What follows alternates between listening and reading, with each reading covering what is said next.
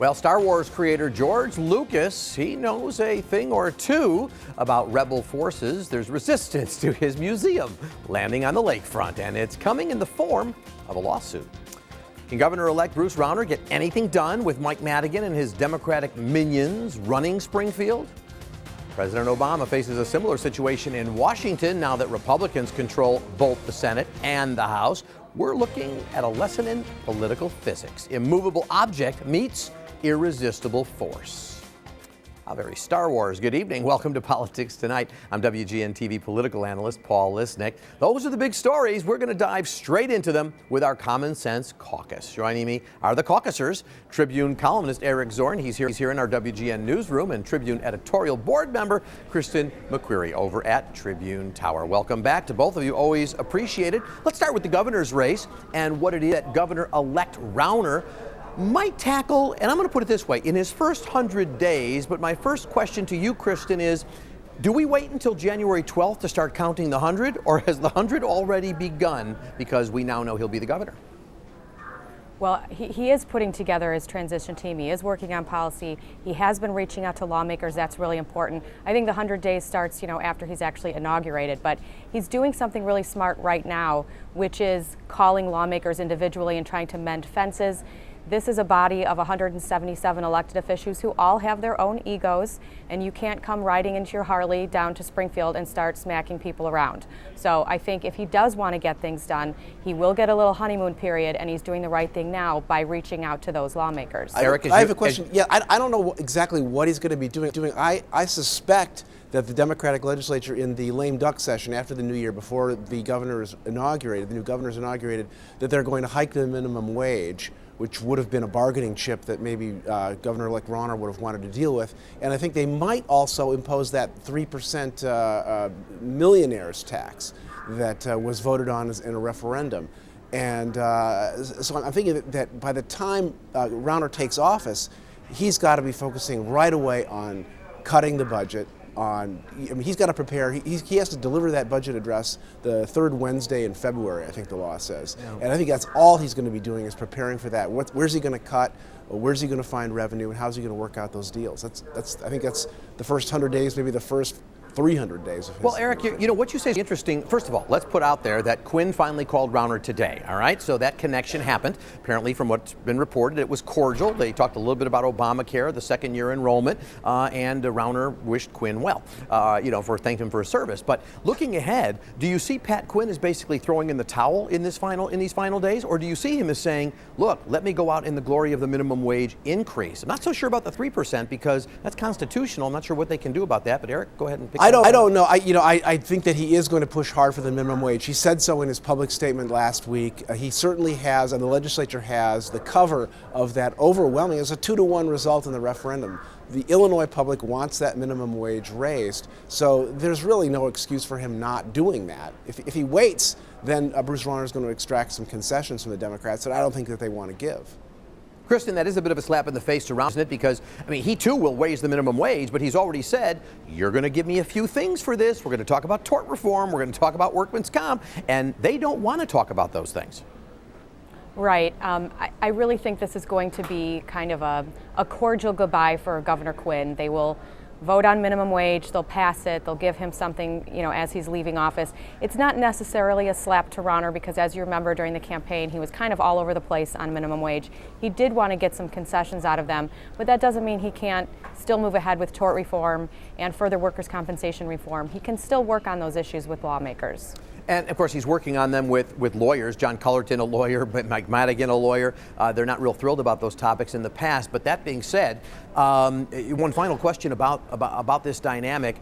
Do you think Madigan and Cullerton are looking forward to a governor they can work with? Or I'm kind of wondering whether they're setting a battle line when they already said, well, if the new governor would like to increase that tax, the 2%, bring that back, we can talk about a Rauner tax in the new year. Sounds like fighting words. Yeah, I think so. I think that they're going to test him at first. I think he's a neophyte. He's never held public office before. And I think that Cullerton and Madigan, with their, 60 years of experience, are going to test him right away. They're not going to roll over and say, oh, yeah, okay, here's your changes in tort law and here's your changes in the pension law. Go ahead. I think that he's going to be put to the test by these guys. Kristen, agree? I agree. I mean, there was no love lost, especially between Senate President Cullerton and Governor Quinn. And part of that was they just felt the governor was not always focused on the task at hand. They might have an easier time negotiating with someone like Rauner. But Eric's right. I mean, there's going to be no welcome mat rolling out for Rauner.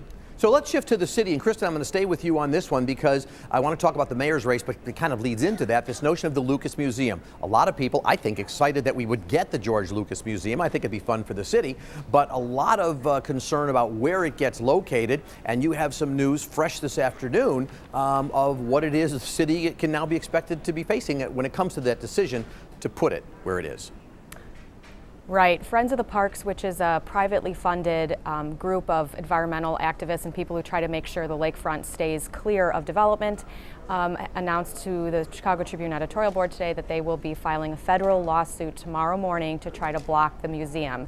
The reason it's important is this is a different tact for them to be going to federal court. Normally they use the local ordinances that protect the lakefront and go through circuit court. Yeah. So going through federal court is a little different way about it, and it does have the potential to stall the project and, you know, rev up voters and try to get people on their side. I think when that design came out, you saw a little more hesitation about that enthusiasm for the museum. Yeah, maybe, Eric, we're looking at judges in the federal circuit who aren't worried about any kind of retribution from anybody, not worried about election because they're appointed for life. It does kind of make it a little cleaner, huh? Yeah, I haven't obviously seen the suit. It hasn't been filed yet. I don't know what their grounds are exactly. The Friends of the Parks has filed suit before. They filed suit up against the Soldier Field project, what was that, 12 years ago or so, trying to block that based on the Lakefront Protection Ordinance.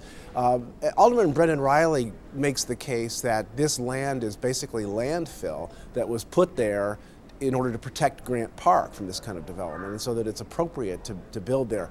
But what I think you're seeing here, and why I think this plays into the mayor's race, is that this design, and I don't mind it that much, I think it's really an interesting looking building, but this design is really unpopular.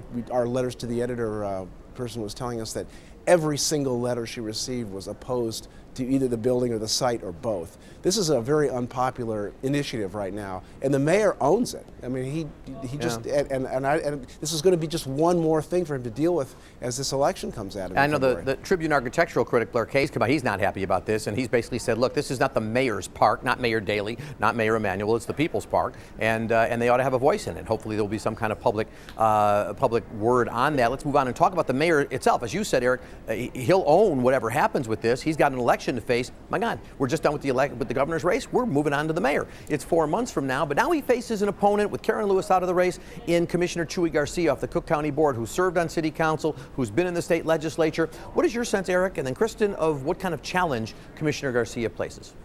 Well, I'll jump in. He's got to raise money, clearly, number one, but he's also got to get the signatures together. He doesn't have that much time to do it. And I think it's just 3 months, really, until that election, basically, or a little bit more than 3 months. So it's a tight timetable for him. I saw an interesting piece in the Sun-Times this morning, which was sort of a hit piece on Alderman Fioretti, who's the other fairly prominent candidate opposing Emanuel, and the piece outlined how Fioretti's law firm had given quite a bit of money to Republican candidates.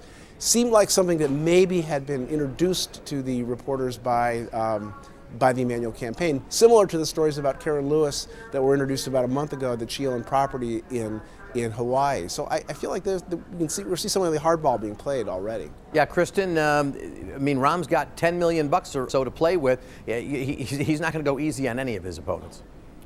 Right. I mean, should we start the time clock on how soon before we start seeing reports about Commissioner Garcia and his voting record, and when the opposition research starts coming out about him?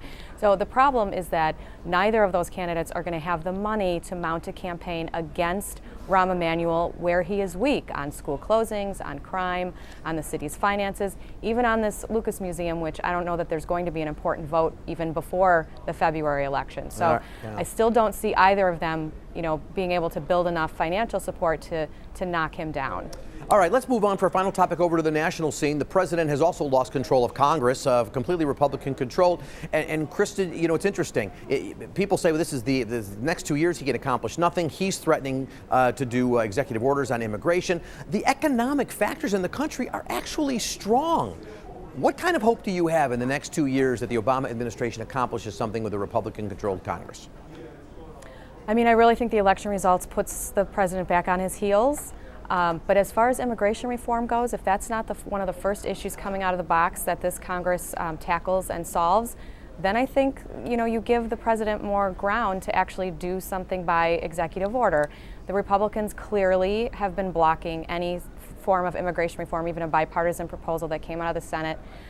So I would look to see some movement on immigration reform immediately. And if we don't start seeing the Republican Party, which now controls both chambers, compromising on that issue, then I really see that there's no hope for the remaining 2 years of the president. I think that the threat that President Obama is making to unilaterally move on immigration overhaul is something that is a bargaining chip with the Republican Congress. That he wants them to pass that bipartisan bill that came out of the Senate and not have to go ahead and do his executive order. But beyond that, Paul, you were saying that all these economic numbers are good. It's true, the stock market is going through the roof, and inflation is low, and gas prices are low, and unemployment is down. But the fact is that this economic recovery has not hit the middle class, and people are angry about that, and I understand why. People are not getting raises, that the median income is stagnant to falling, and people are not feeling like, they're reading these gaudy numbers in the paper, like look at what the S&P is doing, but it's not hitting them. They're not seeing it in their bank accounts. They're not seeing it in their homes. And until one of the parties addresses that, you're going to find this, I think you're going to continue to see these angry electorates rising up and kicking the bums out of office. And we don't even have time to talk about the fact that the Affordable Health Care Act is going back to the Supreme Court, which if they find the state stipend component to be unconstitutional, can completely throw Obamacare in a real tizzy. And what would a Congress do about that system? Let's talk about that on another day. Kristen McQuarrie, Tribune editorial board member over at the Tribune Tower, and my good friend as well, Eric Zorn from the Chicago Tribune, the greatest columnist in the paper right here in WGN. Thanks for being with me as always, Paul. guys. Appreciate it. And still ahead on Politics Tonight, the seal behind the trigger goes public. Wise or foolish move? I'm going to be talking to retired Lieutenant Colonel Jack Amberg about it. Stay with us.